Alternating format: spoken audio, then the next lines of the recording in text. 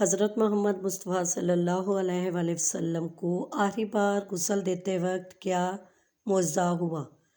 حضرت علی فرماتے ہیں کہ مجھے حضرت محمد صلی اللہ علیہ وسلم نے وصیت فرمائی کہ میرے غسل کا انتظام تم ہی کرنا، کیونکہ میرے جسم پر جس کی بھی نگاہ پڑے گی وہ نبینا ہو جائے گا۔ جب حضرت علی نے غسل دیا، پھر جو معجزہ حضرت محمد صلی اللہ علیہ وسلم کو آخری وقت غسل دیتے وقت آیا۔ بسم اللہ الرحمن الرحیم۔ ناظرین، حضرت فاطمہ رضی اللہ تعالیٰ عنہ فرماتی ہیں کہ میں حضور صلی اللہ علیہ وسلم کے سرہانے بیٹھی ہوئی تھی کہ کسی شخص نے السلام علیکم یا اہل البیت نبوت کہہ کر اندر آنے کی اجازت طلب کی۔ میں نے کہا، اے اللہ کے بندے، اللہ تمہیں جزائے خیر دے، آپ صلی اللہ علیہ وسلم کو آرام کرنے دو۔ آپ صلی اللہ علیہ وسلم عبادت میں مشغول ہیں۔ آنے والے نے بلند آواز سے کہا، مجھے اندر آنے کی اجازت دے دو، کیونکہ اس کے بغیر کوئی چارہ کار نہیں۔ اسی وقت میں آپ صلی اللہ علیہ وسلم نے اپنی آنکھیں کھولی اور سیدہ فاطمہ رضی اللہ تعالیٰ عنہ سے فرمایا، تمہیں پتہ ہے تم کس سے باتیں کر رہی ہو؟ میں نے عرض کیا، نہیں۔ حضور پاک صلی اللہ علیہ وسلم نے فرمایا، یہ ملک الموت ہے، انہیں اندر آنے کی اجازت دے دو۔ حضرت اسرائیل علیہ السلام اندر آئے اور آتے ہی السلام علیکم یا رسول اللہ کہا۔ پھر آپ صلی اللہ علیہ وسلم نے جواب میں وعلیکم السلام یا امین اللہ کہا۔ پھر حضرت اسرائیل علیہ السلام فرمانے لگے، مجھے اس ذات کی قسم ہے جس نے آپ کو پیغمبر بنا کر بھیجا ہے، یا رسول اللہ صلی اللہ تعالیٰ علیہ وسلم، پہلے میں نے کبھی کسی سے اجازت طلب نہیں کی اور آئندہ بھی کسی سے طلب نہیں کروں گا۔ حضور صلی اللہ علیہ وسلم کے وصال شریف کے وقت جبریل علیہ السلام حاضر ہوئے اور عرض کرنے لگے، یا رسول اللہ صلی اللہ علیہ وسلم، آج آسمانوں پر آپ کے استقبال کی تیاریاں ہو رہی ہیں۔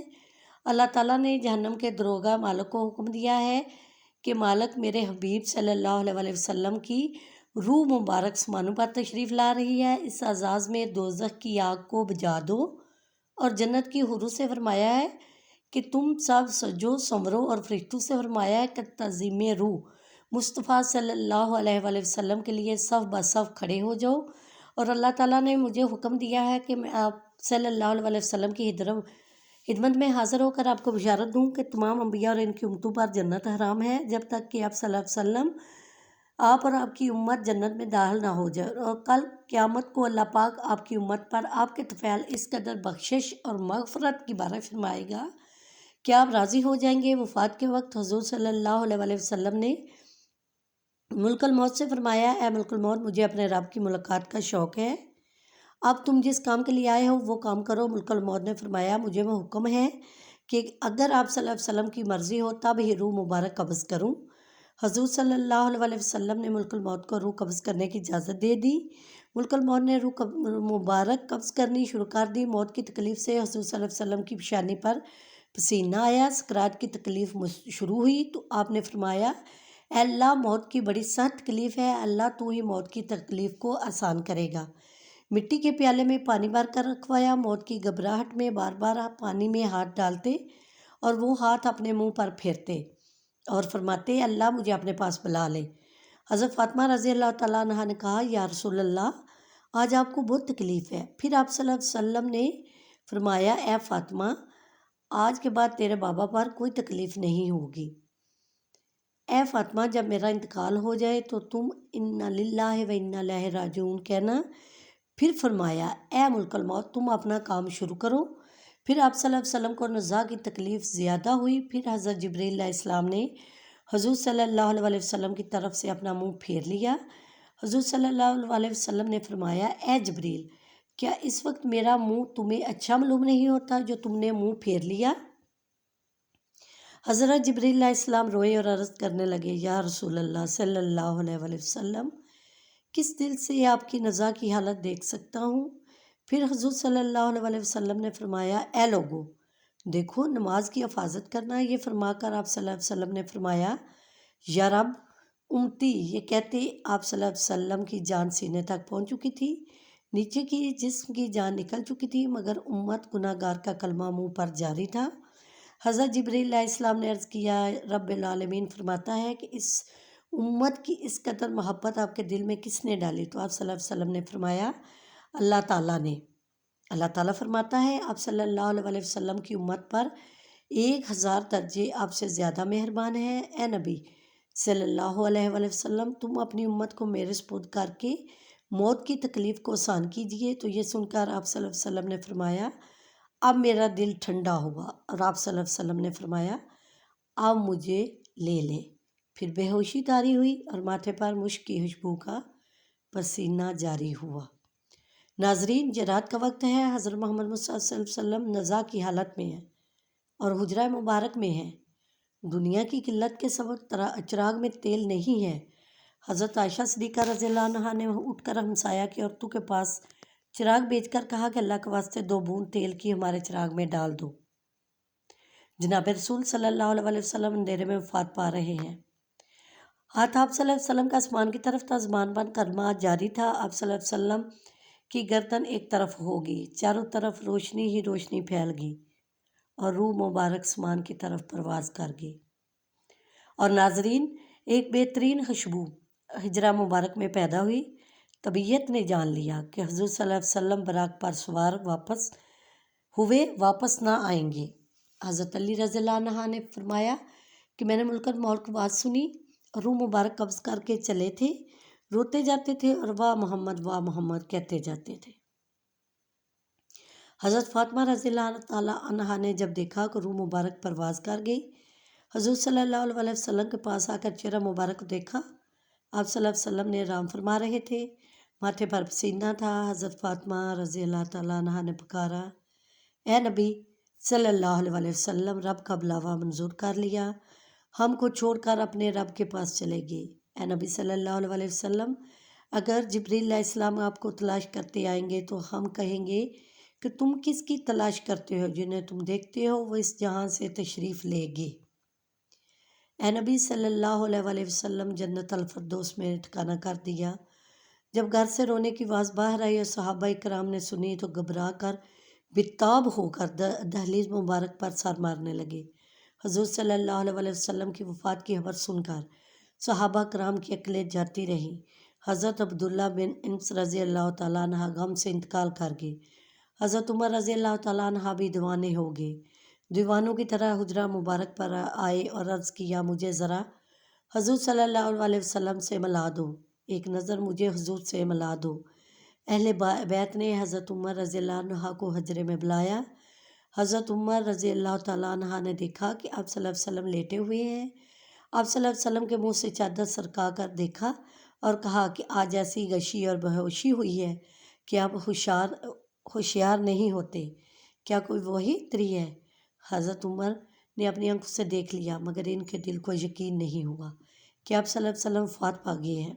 جب رسول صلی اللہ علیہ وسلم کا وصال ہوا تو آپ صلی اللہ علیہ وسلم کے غسل کے متعلق سوال پیدا ہوا کہ آپ صلی اللہ علیہ وسلم کو عام آدمیوں کی طرح برہن یا غسل دیا جائے یا پھر کپڑے میں۔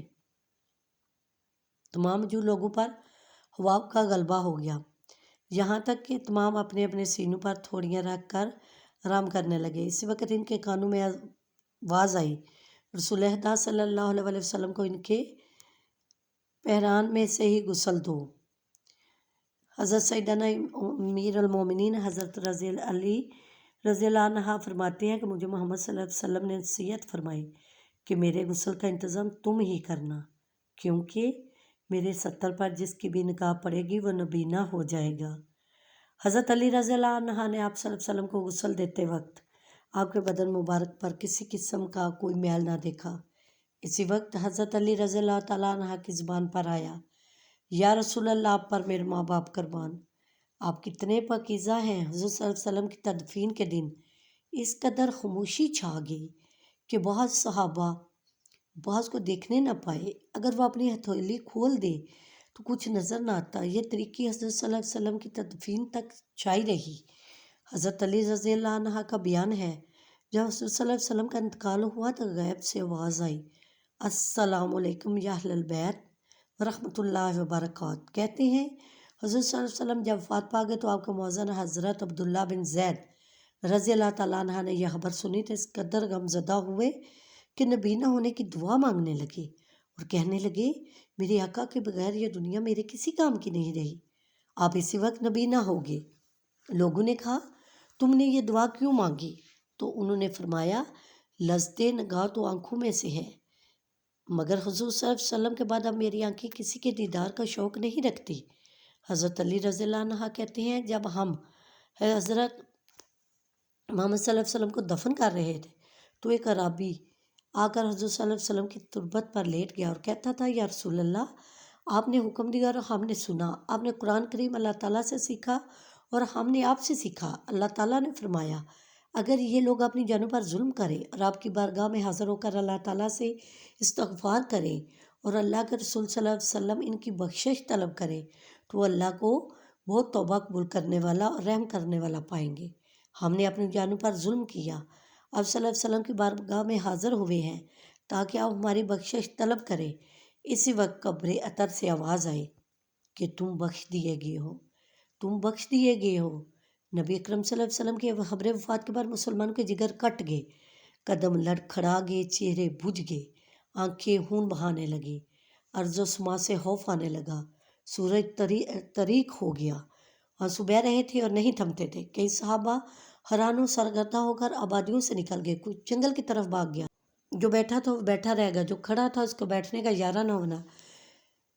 مسجد قیامت سے پہلے قیامت کا منظر پیش کیا۔ صدیق اکبر تشریف لائے اور چپ چاپ حضرت عائشہ کے حجرے میں داخل ہو گئے۔ یہاں رحمت اللہ عالمین کی میت پاک پڑی تھی۔ صدیق اکبر نے چراغداز سے کپڑا اٹھا کر پیشانی مبارک پر بوسہ دیا اور چادر ڈھک دی اور رو کر کہا نبی صلی اللہ علیہ وسلم میرے ماں باپ قربان، آپ کی زندگی بھی پاک تھی اور موت بھی پاک ہے۔ واہ اللہ، اب آپ پر دو موتیں وردہ نہیں ہوں گی۔ اللہ نے جو موت لکھ کر رکھی آپ نے اس کا ذائقہ چکھ لیا اور آپ اس کے بعد موت ابد تک آپ کا دامن نہ چھو سکے گی۔ جب صدیق اکبر مسجد نبوی میں تشریف لائے، عمر فاروق بے بسی سے نڈال کھڑے تھے اور بڑے درد و جوش سے اعلان کر رہے تھے کہ منافقین کہتے ہیں کہ محمد صلی اللہ علیہ وسلم انتقال فرما گئے ہیں۔ واللہ آپ نے وفات نہیں پائی، آپ صلی اللہ علیہ وسلم کی بارگاہ میں موسیٰ کی طرف طلب کیے گئے ہیں جو 40 روزہ غیب رہ کر واپس آ گئے تھے۔ اس وقت موسیٰ کی نسبت بھی یہی کہا جاتا تھا کہ آپ وفات پا گئے ہیں۔ خدا کی قسم محمد صلی اللہ علیہ وسلم انہی کی طرح دنیا میں واپس تشریف لائیں گے اور ان لوگوں کے ہاتھ پاؤں کاٹ دیں گے جو آپ پر وفات کا الزام لگاتے ہیں۔ صدیق اکبر نے عمر فاروق کا کلام سنا تو فرمایا عمر سنبھلو اور خاموش ہو جاؤ۔ جب عمر فاروق اپنی ورطی میں بیٹھ گئے تو صدیق اکبر نہایت دانش مندی کے ساتھ ان سے لگ ہٹ گئے اور خود گفتگو شروع کر دی۔ جب حاضرین مسجد بھی عمر کو چھوڑ کر ادھر متوجہ ہو گئے تو آپ نے پہلے حمد و ثنا بیان کی، پھر فرمایا اے لوگو، تم میں سے جو شخص محمد کو پوجتا تھا وہ سمجھ لے کہ محمد صلی اللہ علیہ وسلم وفات پا گیا، اور جو شخص خدا کا پرستار ہے وہ جان لے کہ اللہ تعالیٰ زندہ ہے اور وہ کبھی مرے گا نہیں، اور یہ حقیقت خود قرآن پاک نے واضح کر دی ہے۔ نہیں ہے محمد مگر ایک رسول، ان سے پہلے رسول گزر چکے ہیں کہ اگر وہ مر جائے یا شہید ہو جائے تو تم دین سے برگزشتہ ہو جاؤ گے۔ جو شخص برگزشتہ ہو جائے اللہ تعالیٰ کو کچھ نقصان نہ پہنچا سکے گا اور اللہ عین قریب شکر گزاروں کو جزا دے گا۔ اس آیت پاک کو سن کر تمام مسلمان چونک پڑے۔ عبداللہ رحمۃ اللہ فرماتے ہیں کہ خدا کی قسم ہم لوگوں کو ایسا معلوم ہوا کہ یہ آیت اس سے پہلے نازل ہی نہیں ہوئی تھی۔ عمر فرماتے ہیں کہ ابو بکر سے یہ آیت سن کر میرے پاؤں ٹوٹ گئے اور کھڑے رہنے کی قوت باقی نہیں رہی۔ میں زمین پر گر پڑا اور مجھ کو یقین ہو گیا کہ واقعی محمد صلی اللہ علیہ وسلم رحلت فرما گئے ہیں۔ سیدہ فاطمہ غم سے نڈال تھی اور فرما رہی تھی پیارے باپ نے دعوت حق کو قبول کیا اور فردوس بری میں نزول فرمایا۔ وہ کون ہے جو جبریل امین کو اس حادثہ غم کی اطلاع کر دے؟ الہی فاطمہ کی روح کو محمد صلی اللہ علیہ وسلم کی روح کے پاس پہنچا دے۔ الہی مجھے دیدار رسول کی مسرت عطا فرما۔ الہی مجھے اس میت کے ثواب سے بہرہ کر دے۔ الہی مجھے رسول میں ان کی شفاعت سے محروم نہ رکھنا۔ سیدہ عائشہ صدیقہ کے دل و غم پر غم کی گٹائی چھا گئی اور زبان ہلاک پیغمبری کی ترجمانی کر رہی تھی۔ وہ نبی جس نے تمول پر فقیری کو چن لیا، جس نے تو نگری کو ٹھکرا دیا اور مسکینی قبول کر لی۔ وہ صاب حلق عظیم جو ہمیشہ 8ویں پیر نفس سے جنگ زما رہا۔ وہ اللہ کا پیغمبر جس نے ممنوعات کو کبھی آنکھ اٹھا کر بھی نہ دیکھا۔ رحمت اللہ عالمین جس کا باب فیض فقیروں اور حاج مندوں کے لیے کھلا رہتا تھا، جس کا رحیم دل اور پاک ضمیر کبھی دشمنوں کی اذر ثانی سے غبارآلود نہ ہوا، جس کے موتی جیسے دانت توڑے گئے اور اس نے پھر بھی صبر کیا، جس کی پیشانی انور کو زخمی کیا گیا اور پھر بھی اس نے دامن عفو ہاتھ سے نہ جانے دیا۔ کہ آج اسی وجود سرمندی سے ہماری دنیا خالی ہے۔ اللہ تعالیٰ ہمیں رسول صلی اللہ علیہ وسلم کے نقش قدم پر چلنے کی توفیق عطا فرمائے اور ہمیں ان کی سنت پر عمل کرنے کی توفیق عطا فرمائے۔